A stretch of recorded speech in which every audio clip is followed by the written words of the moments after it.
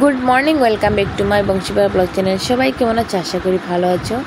আমি মোটামুটি ভালো আছি। সকালবেলা থেকে তোমাদের সাথে আজকে ব্লগটা শুরু করছি, কারণ আজকে মেকেনিক স্কুলে যাইনি, এর জন্য ভাবলাম করে আছিতে একটুখানি তোমাদের সাথে শেয়ার করা যায়।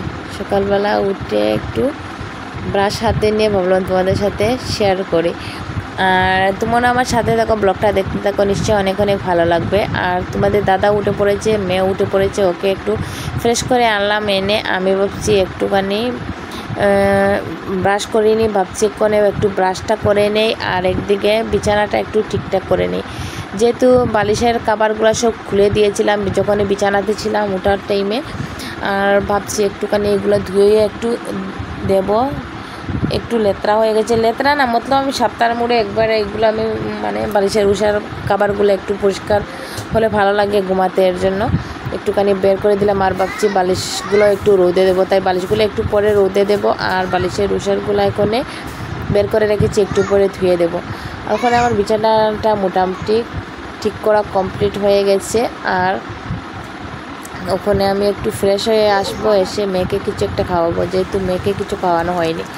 এখানে আমার কাপড়গুলো ধুয়ে রোদে দিয়ে যাচ্ছি একটা জায়গায় তোমাদের দাদার সাথে, যেহেতু আমার একটা কাজ আছে ইম্পর্টেন্ট, তাই একটা জায়গায় যাচ্ছি। আর ওর সাথে দুজনে ঘুরতে যাচ্ছি। ঘুরতে না, আমাদের কোনো একটা কাজে বের হলাম ঘর থেকে, আর একদিকে কাপড় সব কিছু ধুয়ে পরিষ্কার করে আসলাম, তোমাদের সাথে নিশ্চয়ই শেয়ার করব।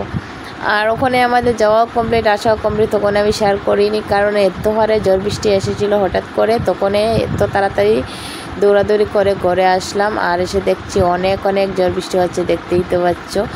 আর কতদিন ঝড় বৃষ্টি হয়নি, এত হারে রৌদ্র ছিল, আর ওখানে কী হারে ঝড় বৃষ্টি হচ্ছে, আর ভালো লাগছে না, জানি না কেন।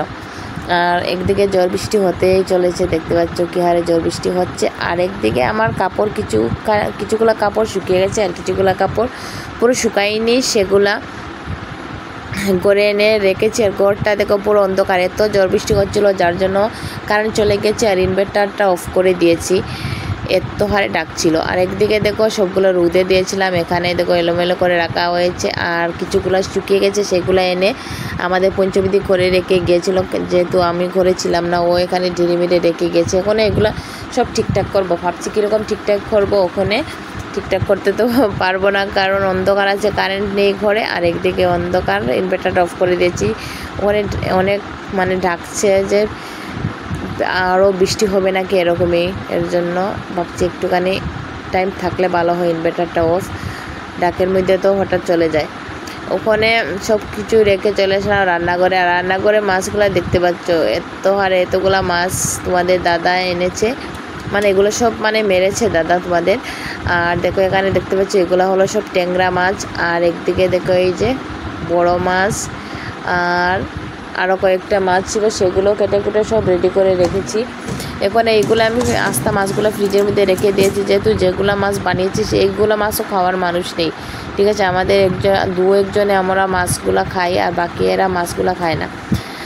আর এগুলো তো সবাই জানো। একদিকে আমি এখন মাছগুলো এখানে মশলা মাখাচ্ছি, মশলা মাখিয়ে এগুলা ভেজে নেব। আর কি রান্না করব সেটা কোনো ভাবিনি, কিছু একটা রান্না করব, তাই ভাবছি মাছগুলো করে ফ্রাই করে নিই, তারপরে কিছু একটা বানাবো। আর ওখানে আমি মাছগুলো ফ্রাই করার জন্য তেলে দিয়ে দিয়েছি অলরেডি 4 পিস। আর ছোটো কড়াই দিয়ে বানাচ্ছে, যেহেতু বড়ো কড়াইটা কী যেন আছে, আর মাছের কড়াইটা দিয়ে বানাইনি, এটা ভালো লাগে না, জানি না, লোয়ার কড়াই দিয়ে বানাতে আমার।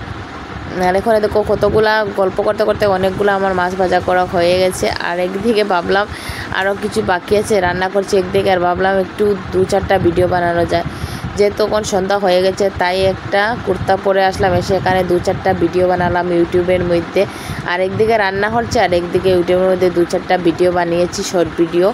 আর দেখতে পাচ্ছ শর্ট ভিডিও বানানোর জন্য ডান্স করছিলাম, আমার এত হারে গরম লাগছিল, ঘামগুলা দেখো আস্তে মুখের মধ্যে ঘেমে গিয়েছিলাম, ঘামগুলা কীরকম চেপে চেপে থেকে গিয়েছে। আরেকদিকে আমাদের রান্না বাড়া কমপ্লিট, খাওয়া দাওয়া কমপ্লিট, চলে আসলাম এখন রুমে। ওখান বাজে 11:30।